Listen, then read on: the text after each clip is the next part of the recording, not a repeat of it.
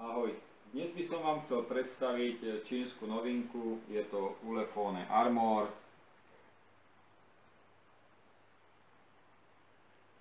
Telefónik mám v oranžovej farbe, krásny. Dodáva sa v dvoch, v tejto oranžovej a ešte v čiernej. K telefóniku dostaneme šrobováčik, napájanie na sluchátka, nabíjačku a máme tu návody, samozrejme v angličtine. Telefónik má zhruba 7,5 cm x 15 cm, obrazovka je 4,7 palcová, spredu máme 5 foťák, zozadu máme 13 foťák, samozrejme máme tu aj ledku, ktorá nám môže slúžiť aj ako baterkové svetlo. Z boku máme tlačítka, tlačítko prvej pomoci SOS, na ktoré si môžeme navoliť niekoľko čísel. Po jeho stlačení sa nám okamžite ukáže číslo, na ktoré môžeme volať. Spodné tlačítko nám slúži na priamy prístup na fotoaparát.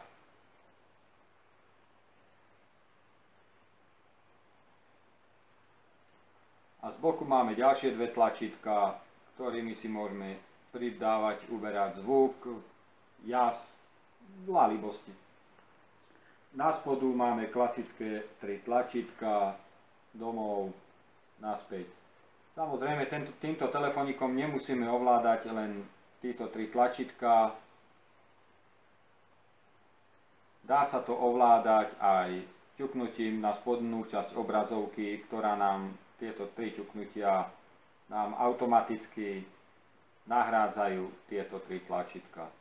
Telefónik je v takom pogumovanom obale, vodotesnom. Ešte aby som nezabudol, spredu v čelnej časti máme tlačítko zapnutia vypnutia. Máme tu takú špeciálnu krytku, ktorá nám slúži na nabíjanie telefónu, poprípade spojenie s počítačom a na sluchátka. Túto krytku, keď zacvakneme, malo by to byť vodotesné. Telefónik má 3 gigovú ramku, internú pamäť 32 GB, samozrejme má tu aj slot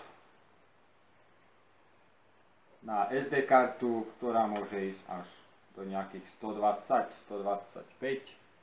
Tu vidíte, si dávame SD kartu, tu dávame SIM-ku jednu, po prípade môžeme dať druhú. Ja som zvolil len jednu SIM kartu, nepotrebujem dve.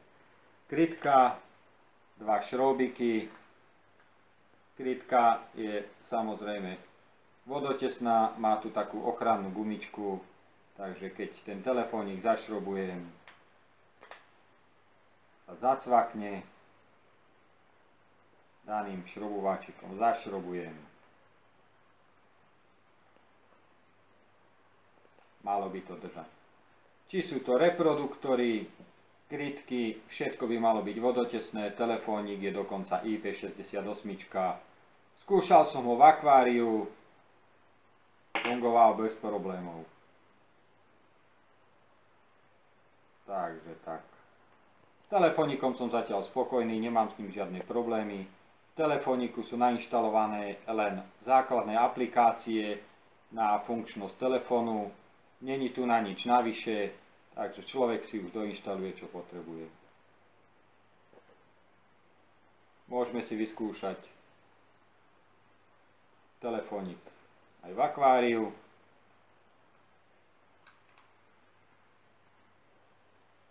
Zašrobujeme.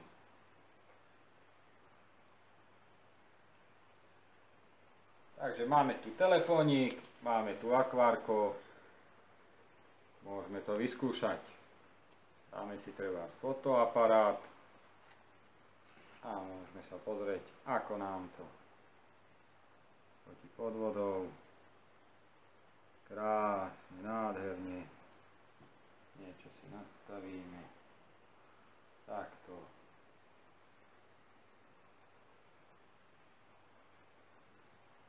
Vidíte, funkčnosť bezproblémová.